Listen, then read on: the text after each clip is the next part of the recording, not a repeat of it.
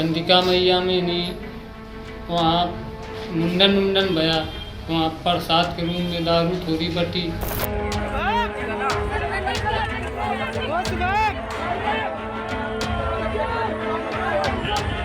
नशे के झोंक में हम जान ही नहीं पाया, गाड़ी चली गई, खंती पलट गई।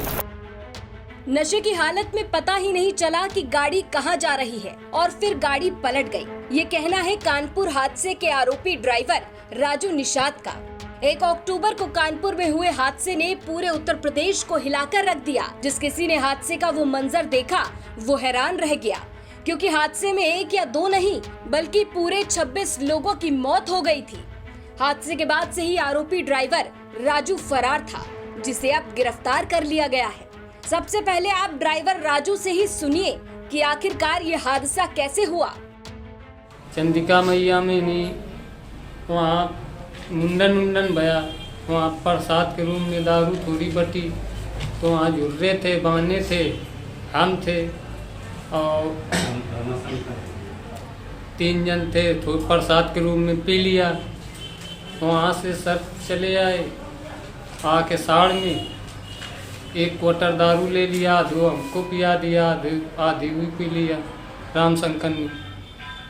इसके बाद वहाँ से चला तो नशे के झोंक में हम जान ही नहीं पाया, गाड़ी चली गई, खंती पलट गई। दरअसल राजू के बेटे का मुंडन था, जिसको लेकर राजू लगभग 50 लोगों को ट्रैक्टर ट्रॉली में भरकर उन्नाव के माता चंद्रिका देवी मंदिर लेकर गया था। पहले मंदिर में दर्शन के बाद शराब पी गई, फिर दोबारा से शराब खरीदी गई।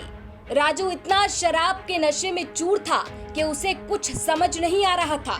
गाड़ी को वो बैलेंस नहीं कर पा रहा था और उसकी लापरवाही ट्रैक्टर ट्रॉली में सवार लोगों पर भारी पड़ गई।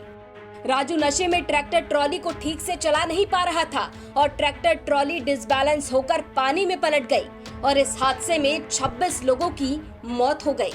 और सबसे बड़ी बात ये देखिए कि राजू की लापरवाही उसके परिवार पर भी भारी पड़ गई। राजू की मां और राजू की बेटी की इस हादसे में मौत हो गई। वहीं राजू की पत्नी और वही बेटा जिसका मुंडन कराने के लिए राजू लोगों को लेकर मंदिर गया था, वो बेटा भी और पत्नी भी अस्पताल में भर्ती है। इसका जो मेन अभियुक्त था राजू सनाब सिद्धू निषाद, ये भागा हुआ था उसी दिन से। जो घटना का मेन जिसका रोल था, जिसने शराब पिया था और शराब पी करके ट्रैक्टर बेतहाशा चलाते हुए ये घटना कारित की थी, उसका मेन अभियुक्त कल पुलिस टीम द्वारा गिरफ्तार कर लिया गया और उसको गिरफ्तार करके जेल भेजा जा रहा है। और उसने घटना को एक्सेप्ट किया है कि उसने शराब पी थी, उसके साथी भी है, उनका नाम बताया है। हादसे के बाद से ही आरोपी राजू फरार था। फरार होने की वजह से राजू अपनी मां और बेटी के अंतिम संस्कार में भी नहीं शामिल हुआ। अपनी पत्नी और बेटे से मिलने अस्पताल में भी नहीं गया।